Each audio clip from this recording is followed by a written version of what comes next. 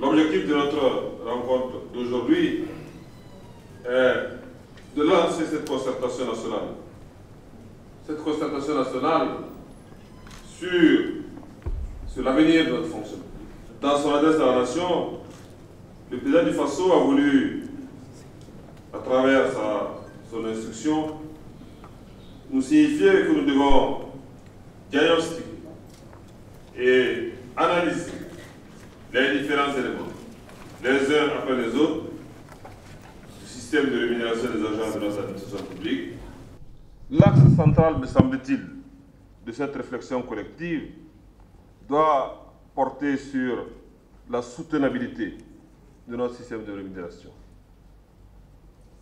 et, partant, sur l'avenir de notre modèle de fonction publique.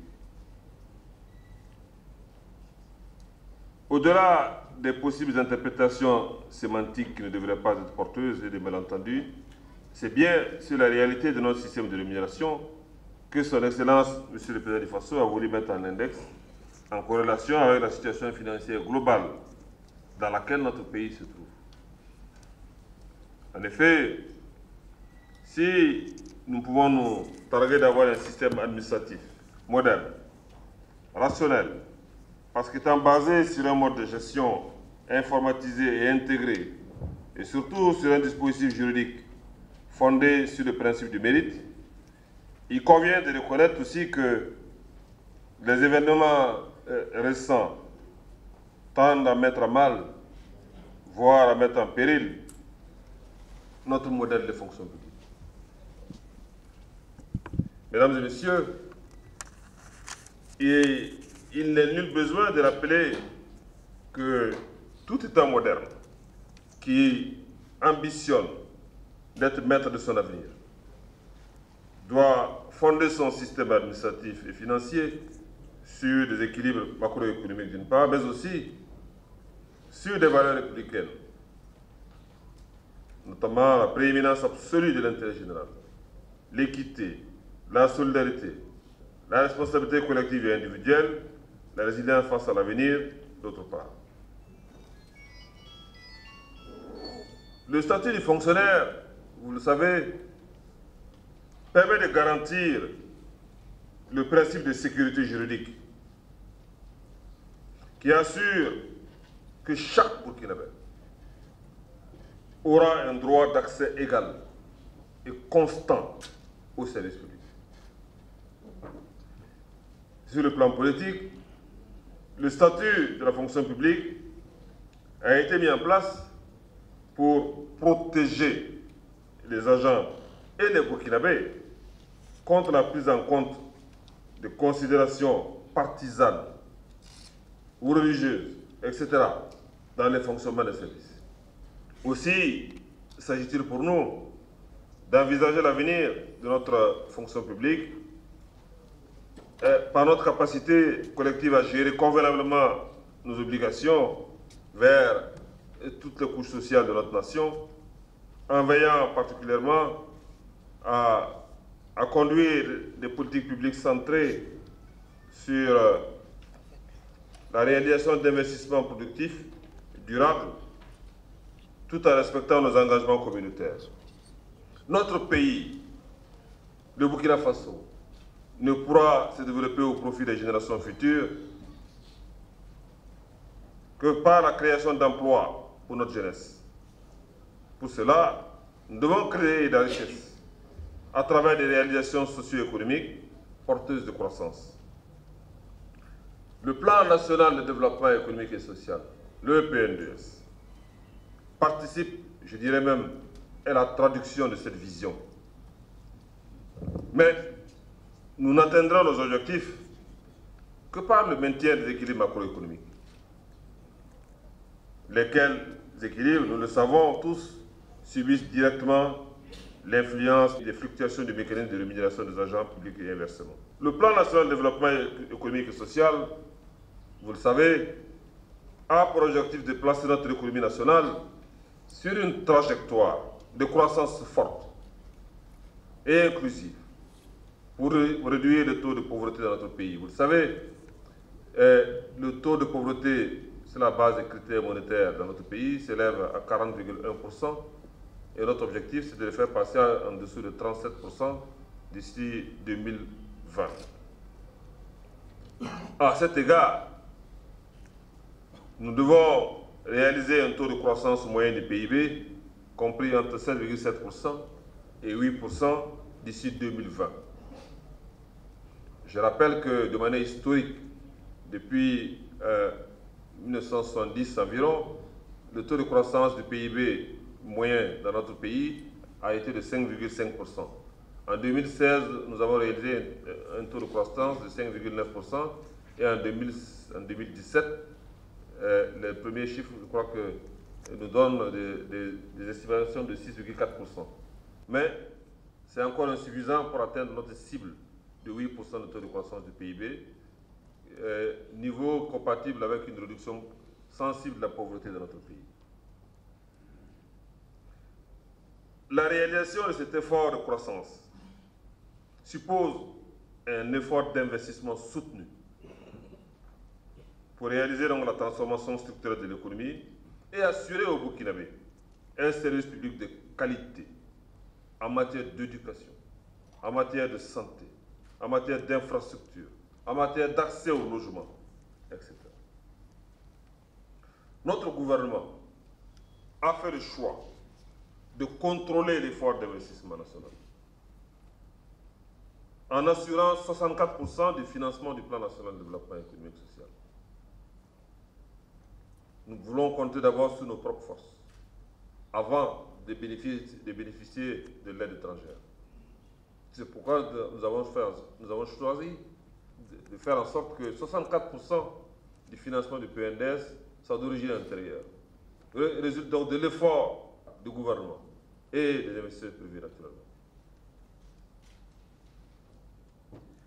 Alors, pour assurer cet effort d'investissement, cela suppose une maîtrise des dépenses courantes. Les dépenses courantes sera au profit donc des investissements. Vous le savez, mesdames et messieurs, qu'au niveau des dépenses courantes, la maîtrise de la masse salariale est la variable la plus déterminante. De par cela, en raison avec l'influence de la masse salariale dans la structure donc, de notre budget national.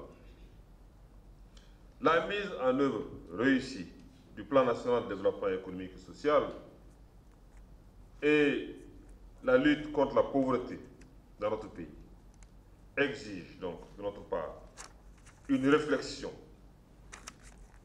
je dirais une réforme du système de dépenses, notamment des dépenses salariales. C'est un enjeu patriotique. C'est un enjeu national qui requiert la contribution de tous, sans tabou, sans sectarisme, mais de manière objective. De manière à ce, comme je l'ai dit, de manière à ce que nous puissions, en tout cas, pérenniser notre modèle de fonction publique. On vous convient ce matin à cette rencontre, c'est ce diagnostic que nous voulons partager avec vous. Le document qui vous sera remis incessamment se veut une ébauche d'analyse de la situation actuelle. Bien entendu, il n'est pas exhaustif. Il n'a pas la prétention d'être exhaustif. C'est un document introductif.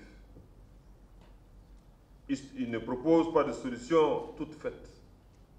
Il ne propose pas de solution, en tout cas, péremptoire. Il se veut plutôt être une source de proposition. Parce que la conviction du gouvernement est que les meilleures solutions, les solutions idoines à la situation que nous vivons, ne peuvent être efficaces et pertinentes que si elles sont consensuelles, que si elles sont partagées, que si elles sont voulues par l'ensemble des forces vives de la nation. que si elles sont acceptées par les travailleurs, en particulier par les agents de la fonction publique d'État, le document que vous allez recevoir demande à être enrichi. Il demande à être amendé par vos soins, vos connaissances, vos expériences diverses et surtout à partir de votre conviction que la construction de notre nation est une œuvre collective. Est une œuvre collective avec pour ligne d'horizon un Burkina Faso émergent. Un Burkina Faso émergent, oui, nous pouvons le faire pour les générations futures, à condition que nous acceptions de regarder les réalités en face, de regarder les difficultés en face, à condition que nous acceptions et que nous ayons le courage de mettre en œuvre les réformes qui s'imposent pour sauver notre fonction publique, pour mettre en œuvre le plan national de développement économique et social sur la base de nos ressources propres. Le gouvernement prie toutes les parties prenantes à notre conférence de bien vouloir faire toutes les observations nécessaires dans un délai de 21 jours, 3 semaines, à l'échéance duquel il est plaira de faire parvenir au gouvernement. Nous allons mettre en place un secrétariat qui va recevoir donc les contributions et les propositions idoines que vous souhaiterez bien apporter donc au document que le gouvernement mettra à votre disposition. Oui, la finalité de cette conférence porte sur les questions centrales. Les questions centrales relatives à la pérennité de notre fonction publique, je le répète, à la soutenabilité du modèle de fonction publique que nous nous sommes choisis, au regard de l'évolution récente de la masse salariale et de l'économie nationale. Oui, une autre question centrale, c'est la qualité du service public rendu au Burkinabé, qui doit demeurer une priorité pour nous.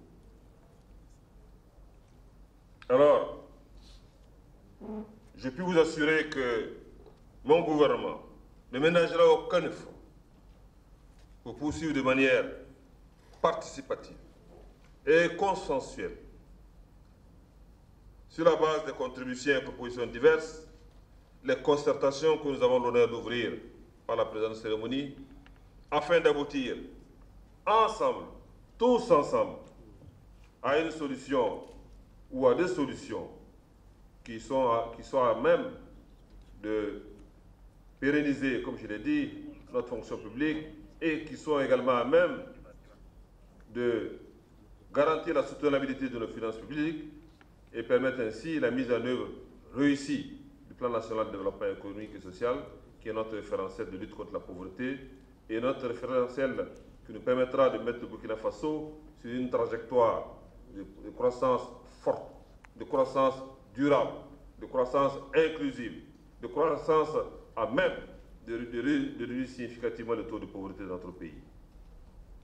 Alors, c'est sur ce mot d'introduction que je voulais partager avec vous, que je déclare ouverte notre conférence sur les conditions de rémunération des agents de la fonction publique